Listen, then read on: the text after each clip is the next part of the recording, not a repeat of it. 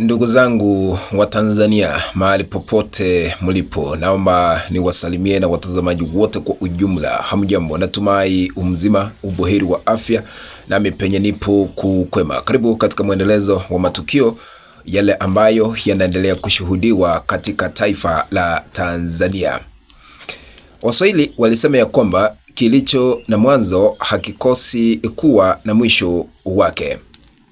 Serikali ya Tanzania ambayo inaongozwa na Rais Samia Suluhu Hassan imeweza kufumaniwa ikidanganya vile inadaiwa kupitia waziri wa mambo ya nje na ushirikiano wa Afrika Mashariki, Balozi Mahmoud Kombo, ambaye alisema ya kwamba tayari wamekutana na katibu mkuu wa Umoja wa Mataifa Antonio Guterres na Tanzania kuungwa mkono na Umoja wa Mataifa na kupongezwa kwa amani ambayo imeonekana kwa sasa. Kuna habari ambayo inadaiwa kusambazwa kupitia Balozi Mahmoud Kombo na kuchapishwa katika mitandao ya kijamii ambayo inasoma hivi. Kisha baadaye nitarudi ni kueleza vile serikali imefumaniwa kuhusiana na mambo hayo. Habari hii inasema hivi. Naomba kuisoma haraka haraka kisha baadaye tutakuwa tunachambua kwa undani. Habari hii inasema hivi. Katibu mkuu wa Umoja wa Mataifa UN Antonio Guterres ametuma ujumbe kwa Rais wa Jamhuri ya Muungano wa Tanzania Daktari Samia Suluhu Hassan leo Disemba 14 mwaka huu wa 2025 na kusema Tanzania ni mfano wa amani na mshikamano duniani kote. Ameyasema hayo leo sasa tarehe 14, hiyo inamaanisha tarehe 14. Ameyasema hayo leo wakati akipokea ujumbe maalum uliobeba salamu na ujumbe kutoka kwa Rais Samia uliowasilishwa na waziri wa mambo ya nje na ushirikiano wa Afrika Mashariki Balozi Mahmoud Kombo. Kiongozi huyo wa UN Guterres pia ameonyesha msisitizo akisema, na yanukuu yale ambayo inadaiwa aliyoyasema, lakini wamefumaniwa kwa sababu hakuna kitu kama hicho. Na yanukuu, Tanzania imekuwa na rejea muhimu ya amani na mshikamano wa kijamii barani Afrika na duniani kote. Mwisho wa nukuu. Ameeleza kuwa taswira ya Tanzania kama kielelezo cha amani ilijaribiwa katika uchaguzi wa hivi karibuni uliofanyika Oktoba 29 mwaka huu, lakini taifa liliweza kuvuka mtihani huo kwa mafanikio, ikiwa ni mara ya kwanza kukabiliwa na changamoto hivyo. Umoja wa Mataifa UN ungependa kuona Tanzania inaendelea kubaki katika umoja wake na kuwa mfano bora kwa mataifa mengine, amesema Katibu Mkuu Guterres. Kadhalika, Guterres amesisitiza umuhimu wa kuwepo kwa mazungumzo ya kitaifa yenye maana jumuishi na shirikishi ili kushughulikia chanzo cha matukio ya vurugu yaliyotokea Oktoba 29 pamoja na kutafuta njia za kudumu za kuyazuia yasijirudie tena. Aidha, ameahidi msaada kamili wa Umoja wa Mataifa wakati wote na hata baada ya tume ya uchunguzi iliyoanzishwa nchini Tanzania kukamilisha majukumu yake. Huo ni ujumbe ambao unadaiwa kuwasilishwa kupitia waziri Balozi Mahmoud Kombo. Vile tumesoma, kuna madai kwamba waliweza kukutana na katibu mkuu wa Umoja wa Mataifa Antonio Guterres. Sasa kimeumana kwa sababu wakosoaji katika serikali ya Tanzania, haswa Maria Sarungi ambaye ni mwanaharakati, amekuja katika mtandao wake wa kijamii huku akisema hivi: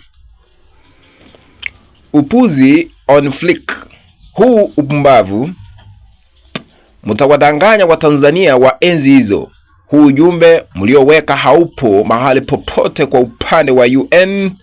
Sasa Clouds na Nipashe wamepewa na kombo. Wanaandika tu.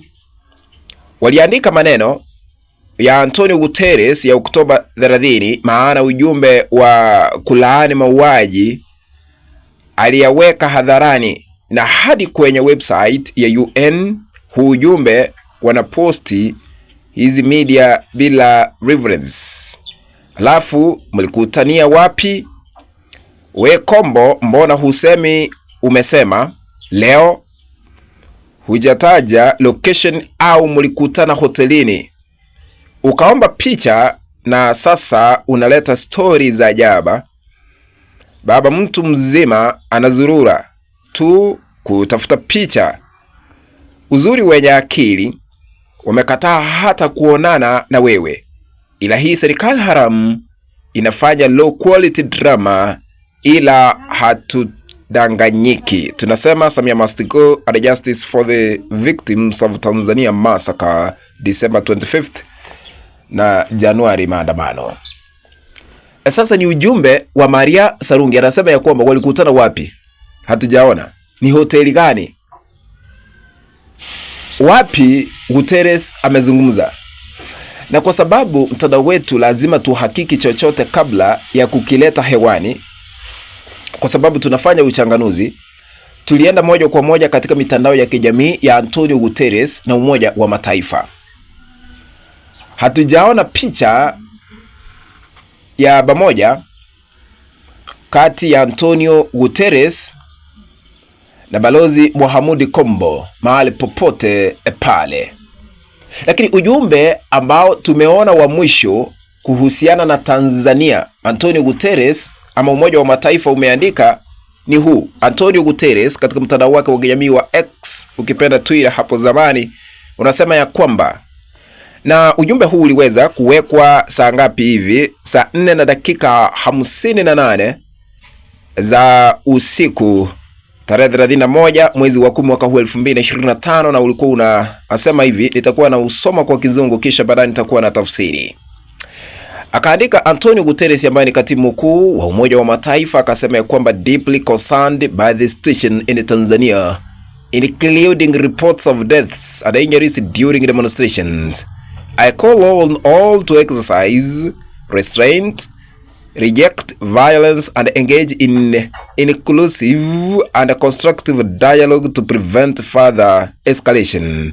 The UN stands ready to support efforts aimed at fostering dialogue, strengthening democratic governance, and promoting sustainable peace in Tanzania. Ni ujumbe ambao aliweza kuwasilisha tarehe 31 mwezi wa 10 mwaka huu 2025, lakini wakati najaribu kutafsiri kwa lugha ambayo tunaielewa ya Kiswahili, kwa sababu wameandika katika lugha ya Kiung'eng'e, alikuwa anasema ya kwamba aliona vile maafa na majeruhi yaliweza kushuhudiwa katika taifa la Tanzania kufuatia uchaguzi, na akasema ya kwamba akaomba kusitishwa mara moja kwa vita na akaomba maelewano, na akamaliza akisema ya kwamba the UN stands ready to support efforts aimed at fostering dialogue, strengthening democratic governance and promoting sustainable peace in Tanzania. Yaani Umoja wa Mataifa unaunga mkono mazungumzo ili kuleta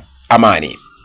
Kwa hivyo ni wazi kwamba Guterres hakukutana na Balozi Mohamed vile habari ziliweza kuchapishwa, na sasa alikuwa anasema ya kwamba amewasilisha ama amewakilisha ujumbe wa Rais Samia Suluhu Hassan wakati walikutana na Antonio Guterres. Kwa hivyo ikulu ya Tanzania, habari fiche ndio hiyo ambayo imeweza kufichuliwa kwamba wamefumaniwa wakidanganya, kwa sababu hakukuwa na habari hizo. Kwa sababu kungekuwa na habari hizo tungeona katika mtandao wa Antonio Guterres na Umoja wa Mataifa. What do you think? Kwa nini haya yote yanaendelea kushuhudiwa? Utadirika katika sehemu ya maoni. Kufikia hapo mpenzi mtazamaji, ndipo natia kikomo katika uchanganuzi wa masuala haya ya kisiasa. Tukutane katika kanda ambayo nitaitengeneza hapo baadaye, na inakuomba tu ikiwa hauja subscribe kuna kitufe pale chini ambacho kimeandikwa subscribe, bonyeza hicho kitufe ili kuandikiwa subscribed. Kando yake kuna kengele, bonyeza kengele ili kupata kada zote pindi tu tunapoziweka katika mtandao huu wetu wa Mwakenye TV, maana utakuwa unapokeza notification kufahamishwa kwa Mwakenye TV ameweka kanda mpya ambayo inastahili kutazama. Na usisahau kutukabidhi like, kuna alama ya kidole hapa chini mwa kanda, bonyeza hiyo alama ya kidole kama njia moja ya kutukabidhi like. Sambaza hii link ya kanda hii kuelekea group 1 ama 2 3 katika mtandao wa WhatsApp na hata Facebook ili tuendelee kujulisha wengi tena zaidi. Asanteni sana ladies and gentlemen. Let's meet in the next video. Bye bye.